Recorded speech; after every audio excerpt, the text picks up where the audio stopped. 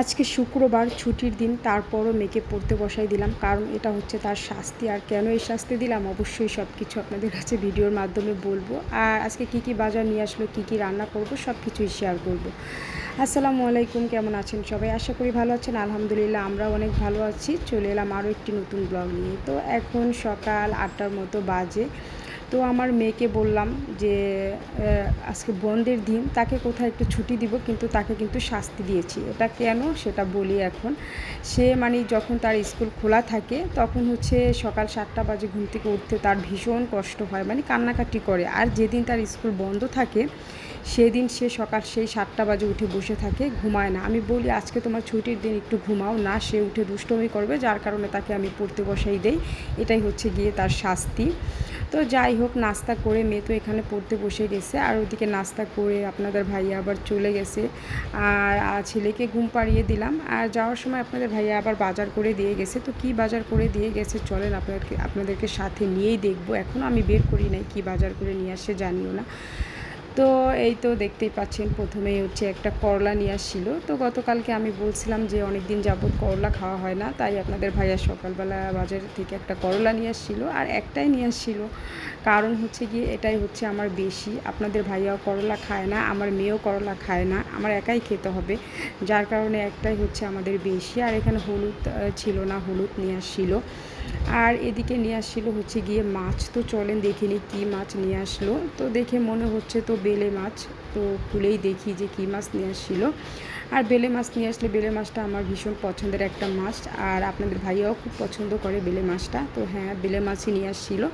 তো যাই হোক, এখন হচ্ছে এগুলো কেটে কুটে তারপরে হচ্ছে গিয়ে আমি রান্নার জন্য ব্যবস্থা করে নেব। তো কী কী রান্না করব সব কিছুই তো শেয়ার করব আপনাদের সাথে, দেখতে থাকেন। আশা করি সম্পূর্ণ ভিডিওটা আপনাদের কাছে ভালো লাগবে, আমার রান্নাবান্নাগুলোও ভালো লাগবে। তো আমি যেহেতু প্রতিদিন যা রান্নাবান্না করি, আমার প্রতিদিনের রান্নাবান্নাই কিন্তু আমি আপনাদের সাথে শেয়ার করি।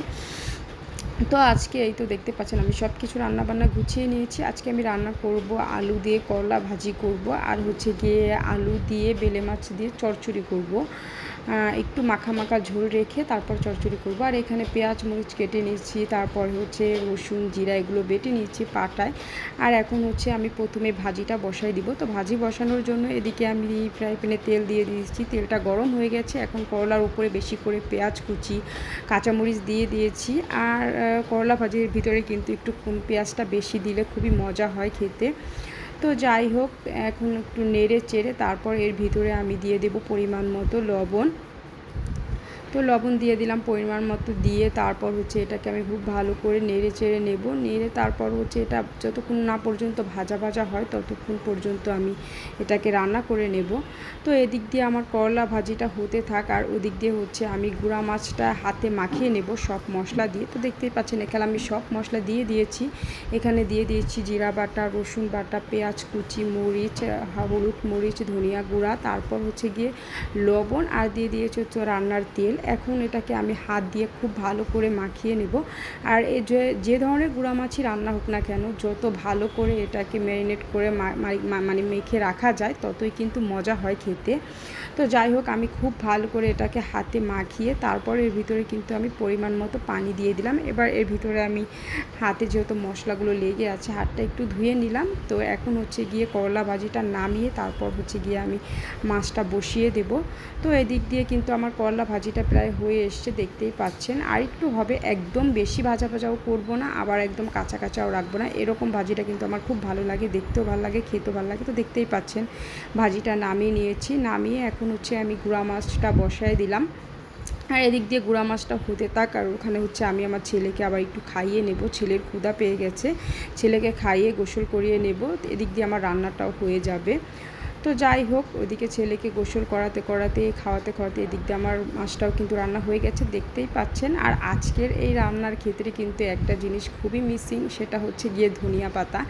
সবাই তো জানেন যে আমি ধনিয়া পাতা ছাড়া একদমই কোনো কিছু খেতে পারি না, কিন্তু আজকে কি করব, আপনাদের ভাইয়ার মনে ছিল না ধনিয়া পাতা আনার জন্য, যার কারণে নিয়ে আসতে পারে নাই, আর দিতেও পারবো না।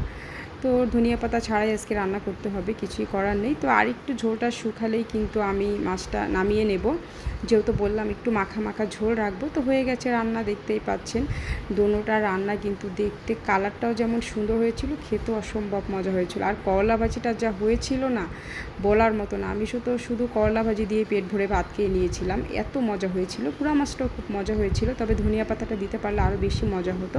তো যাই হোক, আজকের ভিডিওটা এই পর্যন্তই। কেমন লেগেছে আমার রান্নার রেসিপিগুলো অবশ্যই কমেন্ট করে জানাবেন। ভালো লাগলে লাইক, কমেন্ট, শেয়ার করে দিবেন। আজকে এ পর্যন্তই। আসসালামু আলাইকুম।